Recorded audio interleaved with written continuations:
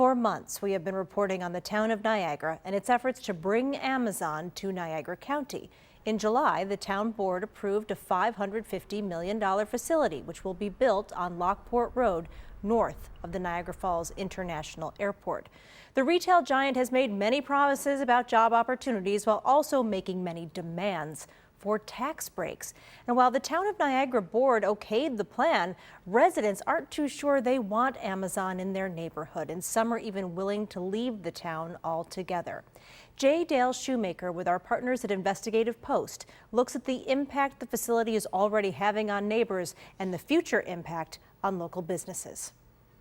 Robert Taylor built his house in the town of Niagara in the mid-1990s. My whole life I spent building this home, everything. He expected to live out his days here, but now he's thinking about moving south. Probably Florida, he said. But Robert Taylor isn't chasing the warm weather or the low property taxes that have drawn tens of thousands of other people to the south. Rather, he's running away from something. Amazon. It's 28 years of hard work, this entire place, all for naught because of something of this magnitude that is just so out of touch with our town.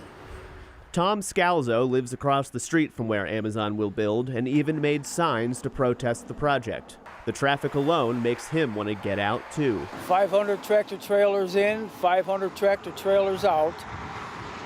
And that's 365 days a year, 24 hours a day. If I can sell my house, I'll be gone in a heartbeat. Like it or not, Amazon is coming to town. The e-commerce giant got final approval this summer to build a warehouse with a footprint bigger than 11 football fields. Some of the neighbors here oppose the $550 million project because of all of the truck traffic it will generate. Others worry about quality of life issues. And others still object to the subsidies given to Amazon by the Niagara-County Industrial Development Agency. Those tax breaks are generous, $124 million over 15 years. What Amazon will pay over that time is $49 million. What's more, Amazon qualifies for state subsidies too. The company appears eligible for at least $22 million in tax credits over 10 years. Other tax credits, and possibly grants, could push that figure considerably higher. Amazon has received subsidies to build 272 facilities across the country over the past 2 decades. Niagara County's is the 6th largest Amazon has ever gotten. This is money that's not going to go to schools, fire protection, parks, clean water, etc. in Niagara County. And the fact that the IDA is so blithe about handing such gigantic amounts of money out is pretty appalling. Niagara County IDA Chairman Mark Onesi told me the subsidies are worth it due to the tax revenue and the jobs. The property the warehouse will sit on currently generates about $24,000 a year in property taxes.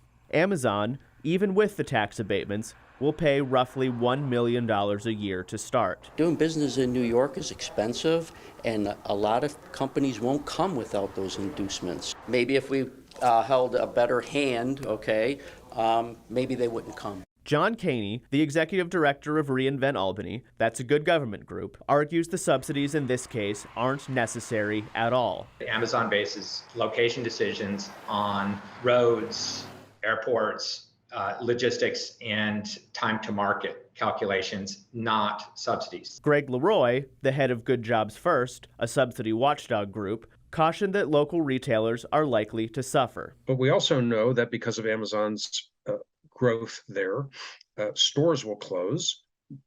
Some commercial real estate will get devalued. Amazon, in a statement, noted that governments provide companies with subsidies to induce investment and job creation.